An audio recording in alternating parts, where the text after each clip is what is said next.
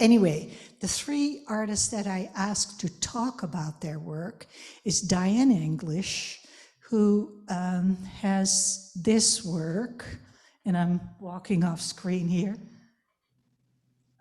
And for those who cannot see it, it is a work with lots of lettering that can be viewed at both sides. One is entirely white and the other is black and white and some red. It is called Reading Your Blinds because it was mounted on blinds. And that is Dianeenglish. The second artist is Ellen Goldschmidt, and she made this work called We Ran Away. It's acrylic on linen and mysterious. That's why I asked her. And Ellen is top right. So hi, Ellen, could you wave so that we know who you are? There she is. It's not the first time that either artists exhibited in the Art Center. And then finally, Subarna with In Anticipation. Subarna, can you wave?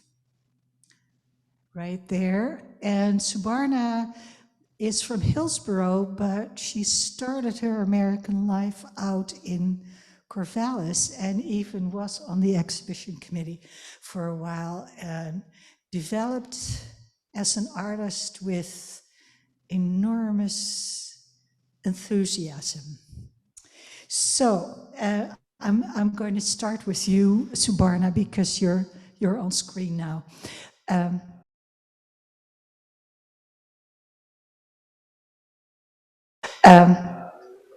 What made you be an artist? Can you tell us a little bit about your background and what made you be an artist?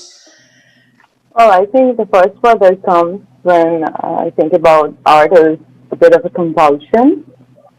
And I think I make art out of compulsion, and it's something that I've done the longest for a long time, all my life, drawing and painting. But I think I never thought about making art for an audience where, I engage in a dialogue with the audience. And that has happened 5 odd years ago when I moved to the USA from India. And engaging with the audience has, driven my practice. It has shaped my process and my development as an artist. And I keep doing it because that's what I think I do best. That is what you can do best?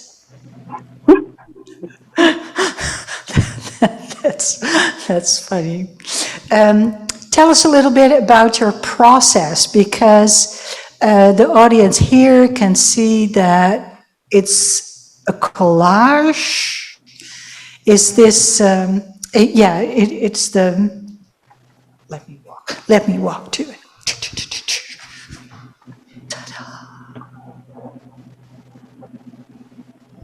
So what's your process?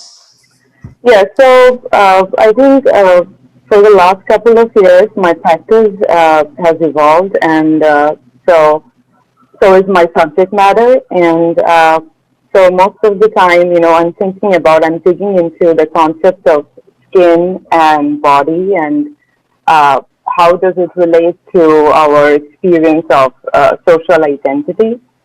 And so I'm thinking about what is an ideal skin and trying to dismantle that idea as I perceive it. So I begin by looking for images everywhere, internet or magazines, and then in my computer, I crop them, I stitch them together, and I just looking for random chances and create an image. Sometimes this image comes from an idea that's already in my head, or sometimes it's just random. And I trust in that randomness to lead me somewhere, and finally looking for a moment where I think that this is it. And when I have that image where I feel that, well, I'm satisfied with that image, I try to paint that on canvas, and I mostly work in oil. But I'm also kind of intrigued with fabric and textile and the texture. So I incorporate kind of this collage coming together in the canvas. Yeah. Do you quite often do so you talked about skin, so you do the human figure a lot. What attracts you in the human figure? I think the body and the perception of skin and body plays a vital role in the way we see the world around. It shapes our perception of what race is, of what identity is, of what human beings are. And I think maybe it's from my journalistic background that I'm very drawn to the human condition and the way it influences us in our daily lives. And and I'm also good in painting human figures. That's one of the things. So I like that, and yeah, that's what inspires me in my practice. Yeah, yeah. So I think for the last couple of years, my practice has evolved, and so is my subject matter, and so most of the time, I'm digging into the concept of skin and body, and how does it relate to our experience of social identity. And so I'm thinking about what is an ideal skin and trying to dismantle that idea as I perceive it. So I begin by looking for images everywhere, internet or magazines, and then in my computer, I crop them, I stitch them together, and I just looking for random chances and create an image. Sometimes this image comes from an idea that's already in my head, or sometimes it's just random. And I trust in that randomness to lead me somewhere, and finally looking for a moment where I think that this is it.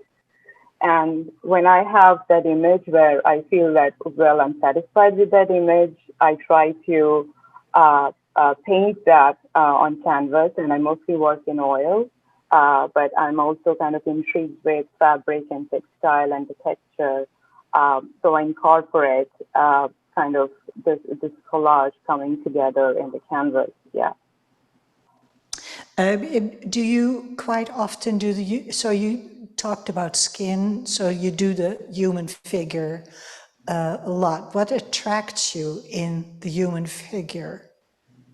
I think the body and the perception of skin and body plays a vital role in the way we see the world around. It shapes our perception of what race is, of what identity is, of what human beings are. And I think maybe it's from my journalistic background that I'm very drawn to the human condition and the way it influences us in our daily lives. And and I'm also good in painting human figures. That's one of the things. So I like that. And yeah, that's what inspires me in my practice. Yeah. Well, speaking of the human figure,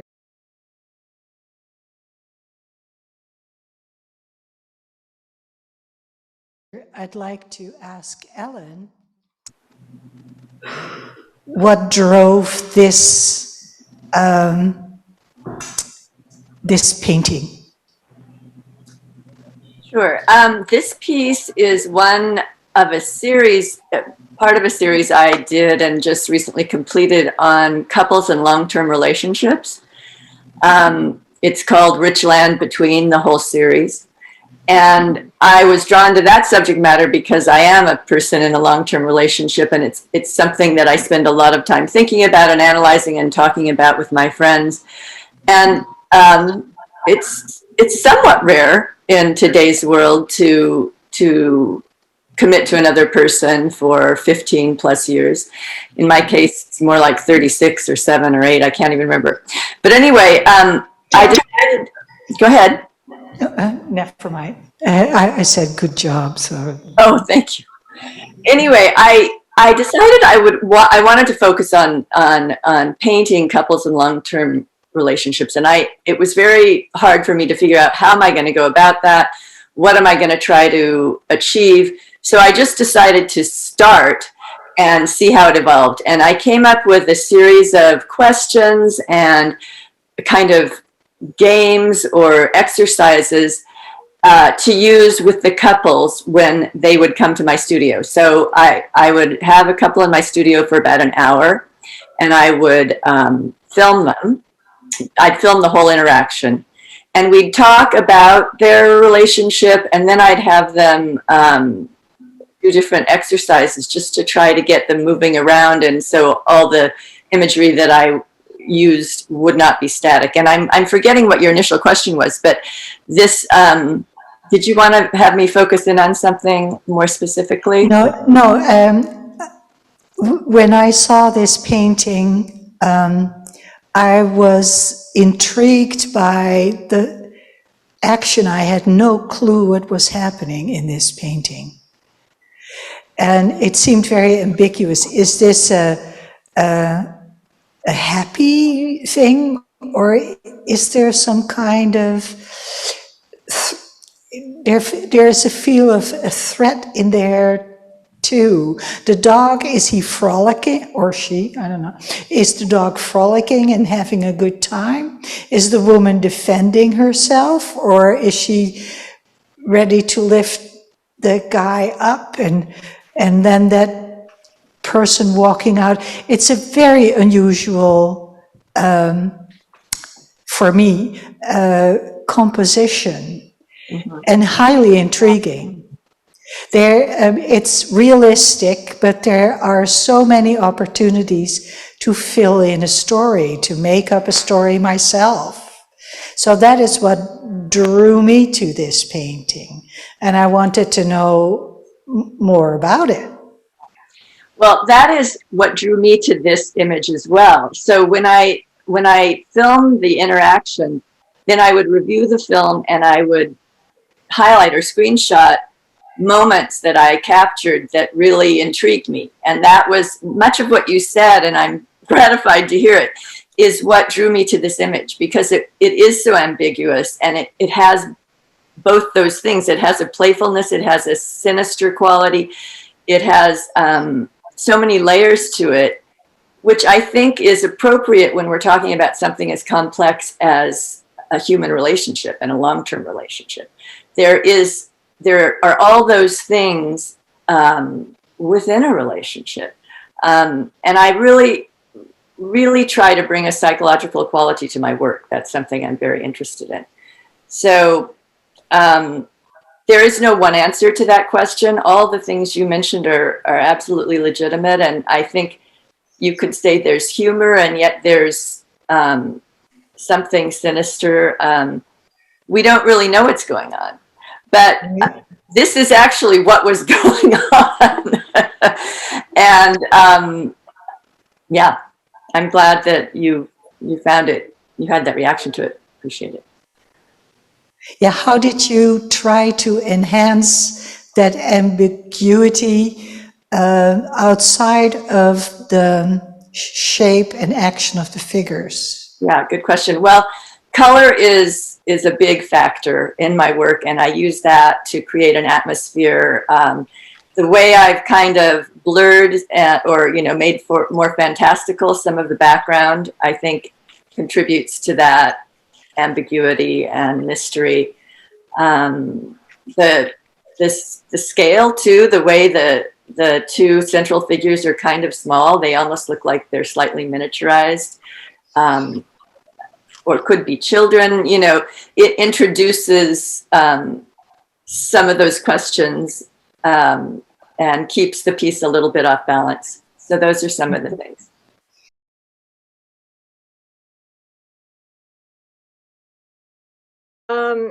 As a longtime fiber artist person, And I'm talking, I started using fiber arts when I was like 4 or 5 years old. So it's been well over 60 plus years.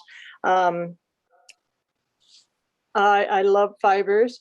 And this particular piece, I had decided I wanted to include some words in a piece, and I wanted to use recycled items. So while roaming around one of my favorite places to go, which is the Habitat for Humanity's Restore, I found a whole stack of blinds that had been, donated to them. And I thought, how intriguing. I wonder how I can use these. And so I bought a couple of them and came home and played with them and tried to figure out how to do it. And taking them apart and putting them together was an exercise in itself. And then all of the writing in there is what I observed while looking out the window. So it was just random writing, but I didn't want it legible because I didn't want people to be focused on what I was writing.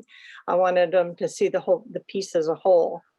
So it was, the red car drove by and they were exceeding the speed limit, or the two children walking to school were slinging their book bags at each other type stories.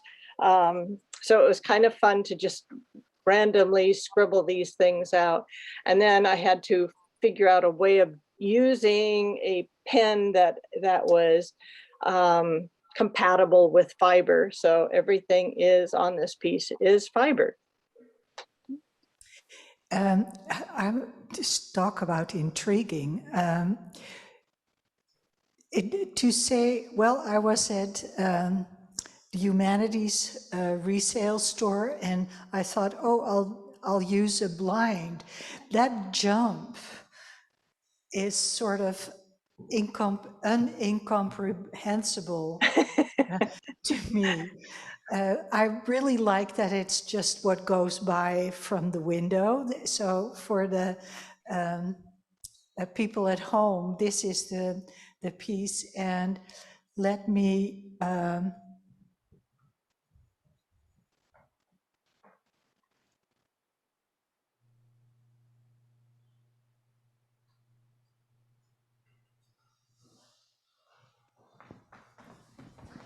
so you can see it changes dramatically. It's actually much more white than it is on the screen. Why? Why are you gluing or fiber to strips of it sort of baffles me, as you can, it makes me speechless. I really find this piece to be exceedingly fun, and especially when I hear stories and I see that people are turning the wand. And I actually thought I didn't want people to turn it, but then I thought, why not? That's part of it. I'd made it two-sided so you could see different things. And I especially like it when kids look at it and they want to turn the wand and see what happens. The only thing I hope nobody does is pull the cord to make it go up. Don't do that. I can tell you that out of experience. Not a good idea. So you set yourself an enormous challenge. Is that what you look for in making art? It is, and the challenge of working out all the little things was really fun. It didn't just come and fall into place. It was I had to figure out a way to make each of the strips thick enough and sturdy enough so that they didn't just flop. And they're doing it a little bit anyway because they are fiber. But I also needed to make sure that what do I want on both sides? So are they going to need to be compatible? Does it matter if they're compatible? And again, I didn't want people to be focused on the writing, so I had to obscure that. And it was a little more time consuming than I thought it would be to stand and write for hours. And I would write on 2 or 3 of them and then go away. And because I'm not a writer, it was fun. And part of the fun was figuring out how to make it work. You mentioned that you bought more than one set of blinds. So is this the first and only, or are you having more? You know, well, V did not pick the second one. I submitted both pieces. I have done 2 so far. And I don't know whether I will do a third because other work is calling me. And but it's the piece that is calling me right now is another recycled piece. So we'll see. We'll see if more come from it. I want to talk a little bit about challenges in artists' work. So I'm going to ask Subarna, what's your biggest challenge in your art making life? Yeah, You'll so wait until the wizard will get you on screen shortly. yeah, I have to wait before I'm on. Okay. No, you can just start talking about what your challenges are, because I've seen work from you here in Corvallis that was 3 by 3 or 6 by 6 inches, and this is seriously bigger. You changed. Yeah, because I think space does matter. You know, in Corvallis, we were living, I didn't have a separate space. And so I had to think about the physical space that we had. And so I was working from my apartment. We didn't have much space. And so I couldn't have really accommodated a bigger canvas or a bigger panel. And just so I had to keep in mind the physical space that I was living in. But when I moved from Corvallis to Hillsborough, you know, I got a space with other women artists in Portland, and so space didn't matter that time, and I had a lot of space, and that sort of helped me to give shape to the thoughts that I wanted to give to, which otherwise didn't happen before, and space didn't matter, and I could, you know, go bigger on the canvas size and think about ideas that was otherwise inside my mind and give shape to them. The space was a challenge for me in my art making, and but I think right now the challenge is more that last year when the COVID happened, I couldn't go to the studio anymore. So the physical challenges of art making is a real challenge for me now because I couldn't go. I was pregnant last year. I gave birth to our first child last year, and my doctor said I have to stay put at home. So again, that challenge was I went back to the same challenge of physical space that I have to accommodate a canvas within a small apartment, and that is one of the challenges. But now that I'm a mom and first mom, and oil painting is kind of messy and it needs a very separate space. And with a baby, it gets very it gets very difficult. And right now, I'm in a process of changing my medium from oil to soft pastel, and that is a challenge also for me to find a new way of how can I do the same kind of painting, continue my process with pastels. Yeah.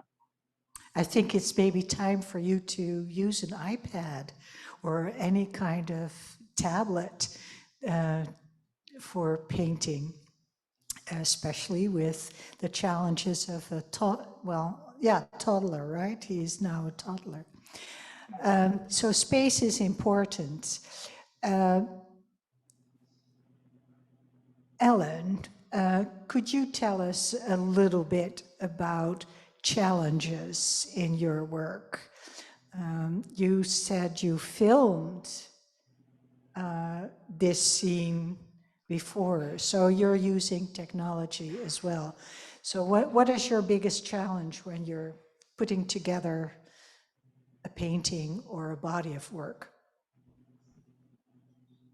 Well, I would say that even though that was a challenge to master even that small amount of technology, once I, decided to do it, it didn't prove to be that difficult. For me, greater challenge lies in internal things, my own tendency to be self-critical or to lose faith in what I'm doing and to have doubt and to worry about what I'm doing in a larger art context, which is kind of destabilizing. So for me, the challenge is just to continue to remain focused on what really interests me and try to get more and more into who I am as an artist and as a person, because that's really what I have to express. But that's a big challenge. And what gets you in the studio in the morning? Well, let's see. Once I have kind of launched myself into a new project, it's kind of somewhat self-perpetuating, because then I'm eager to go in the next day and see what I think of what I did the day before. And I'm driven by that desire to kind of solve the visual and conceptual puzzle. And, I guess it's a cliche, but there's just a drive to make something, to express something, to just scratch around with materials. So What is your favorite material? Because this is acrylic, but there's other materials crept in there as well. well, I like to keep things fairly simple. I use acrylic, I use colored inks. I love drawing materials as well, and I've recently discovered these acrylic pens. They're like felt pens, but they're really acrylic paint, so they're completely compatible with an acrylic painting. So that's really fun, because I like to be able to combine drawing techniques and painting techniques. Dheiane, I wanted to ask you, you mentioned you're a fiber artist. I know you from your quilts. This obviously has one leg in the quilt technique. What attracts you to doing fiber, and then what attracts you to fiber and something entirely different from that as blinds? I mean, fiber, cotton is made from plants, and these blinds are made from oil. Wow, that's a that's a difficult question. I think the whole issue with the blinds though came from the fact that I wanted to recycle something that was not going to be used anymore for what it was. And um, the whole thing with fiber, it's such a tactile thing, and I grew up starting to knit, and then I used my mother's sewing machine and made all my clothes, and um, the whole feeling of walking into any kind of store that does fibers is it's kind of like walking into a bookstore too. um, you just you just almost can't control yourself. You've got to touch, you've got to feel. It's very tactile for me, and the hands-on, and it's as Suzanne said, it's a drive that you have. You've got to do something with it, and I rarely ever sit around doing nothing. And even watching TV, I've got to be knitting or stitching or something. It's a drive. So typically, I think a lot of my art has had plants in it, and I did go to the University of Oregon with the thought that I would get my science degree in botany, and I kept getting sidetracked with art. I got my degree, but art still kept calling to me. So, but I do incorporate lots of plants and mainly trees and flowers and so yeah, the blinds are totally divergent, yet at the same time, the recycling aspect of it is near and dear to me. It's let's use what we've got and not create more and take care of the planet. Well, it's definitely a use of a blind that will prolong the life of this little guy. Is there anybody in the audience that would like to pose a question to any of the three speaking artists? I have to encourage you. This is, and is there anybody on screen, any of the people in Zoom who would like to pose a question?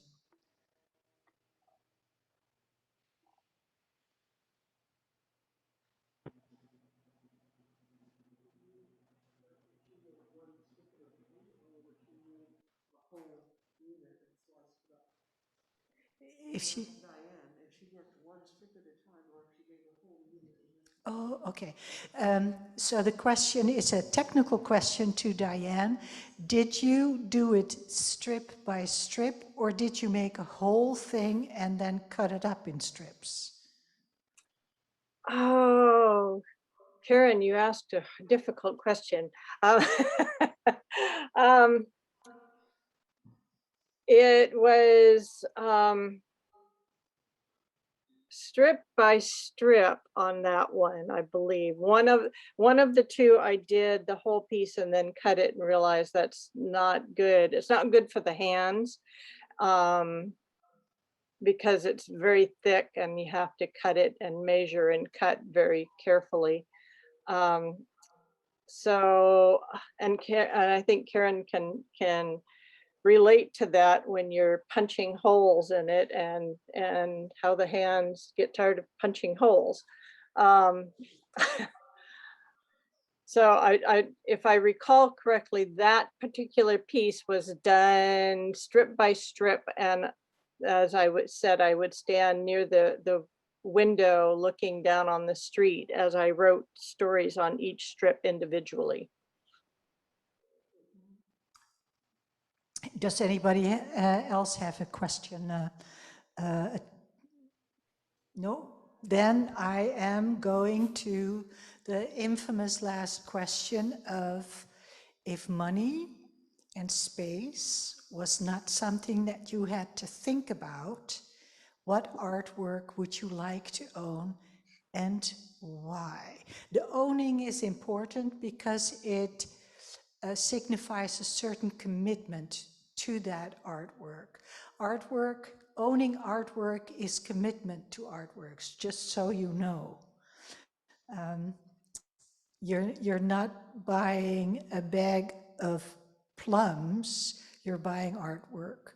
So who would like to step up with that question, the answer of that question? Dheiane. Ellen is waving. She is ready. Let's do Ellen. Yeah, I had to think about this a lot, and I had a list, quite a long list, but I decided it would have to be an Alice Neel piece. And I'm sorry I did not choose a specific one, but that's okay because probably no one would know it. But she is an artist known for her portraiture, but very, very unusual and provocative work. I love her fearlessness and the psychological quality of all her painting, and she developed such an expressive personal style. Plus her mastery of design and her use of color And Her color. yeah, I just think, and her images always show us something different, really honest and real about being human. And I just think she's totally inspirational. So Great. I love that choice, Alice Neal. Yeah, it's almost brutal how she paints. Diana, are you ready for the answer of this question? I am. I also thought about this quite a while and narrowed it down to two names, and then I narrowed that down to Preston Singletary, and he's contemporary and he's a glass artist. He does most of his pieces featuring Northwest Coast Indian work, and because I believe he's, and I'm going to blow this word right out of the water here. I think he's a Tlingit. Clink, clink. Yes, Cleek. Anyway, I can't. and he features his work. They're based on stories. So coyote catching moon or raven catching the moon. Just fantastic. I saw his work one time in Tacoma, and I came around the corner and just stopped in my tracks and gasped. So yes, he definitely. I love that choice. Can you have her repeat the artist's name? Preston Singletary. We have been actually very lucky to have shown one of his works here in an exhibit curated by Mariana Mays of Native Americans. His work is in glass. That particular work was relatively early. He was a very young man at that moment. And it was a red bowl with a relief work in it in this very typical Cliquiet style, sandblasted versus shiny glass. It was gorgeous, and I've seen him do other more complicated work now, and he even has this is the train coming by. He even has a mobile kiln, how do you call that? Kiln, oven, whatever.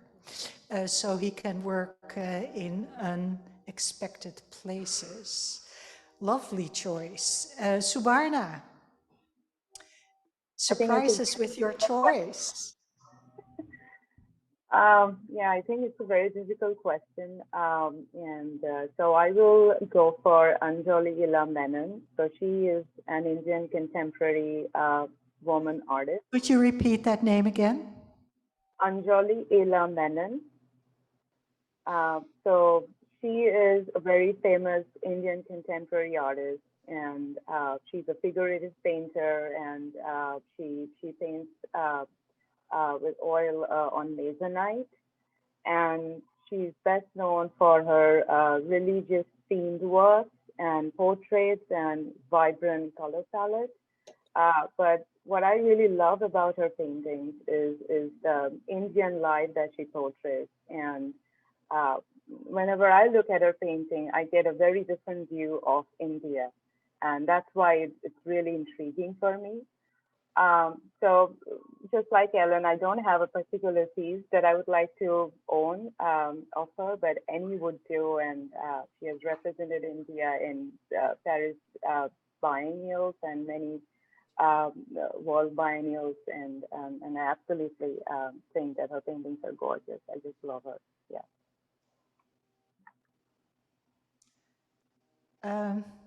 I loved your choices. It was interesting that Diana picked something entirely different from her medium, and the painters picked painters. I don't know what that means, really. Thank you. Thank you all. Thank you, artists on the panel. Thank you, visitors in the audience, live audience here. Thank you, participants. I don't know if you can see, I'm waving at you, but thank you, people that joined in the Zoom. Thank you, Wizard. behind the screen. This was our very first, oh, hi, Anna. We don't see your face, but we see that you're here. This was our first hybrid talk, lunchbox art talk. And we will do more talks. Not each and every one will be hybrid. Thank you for your time. Thank you for being artists, for making. Oh, I have one more question. Why do you submit to shows like the Around Oregon Annual? Well, I think for me, I always aspired to be a part of Around Oregon. I saw some great artists in this show, and I think when I started out like thinking seriously about art, I think it was a milestone for me to be a part of Around Oregon. So yeah, I'm happy. I'm very happy. Any other thoughts on this? Yeah, for me, it's simply to get work in front of an audience outside of Portland, and also to get my work in front of the eyes of curators, and then to participate in conversations like this, which are the best part of being All involved. right, yeah. Anybody in the participating audience want to say why you submit to shows like this?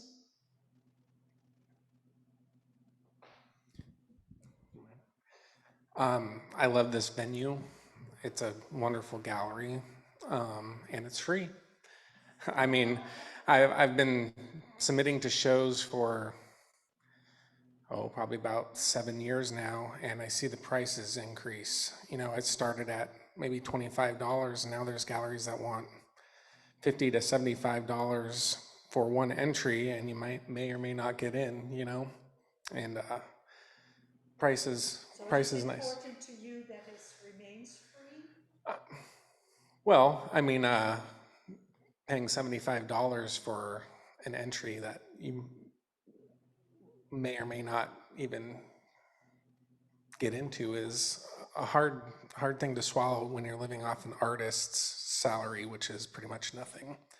So it is important, you know, and if at some point the price goes, you start charging. I mean, I can understand, you know, but yeah.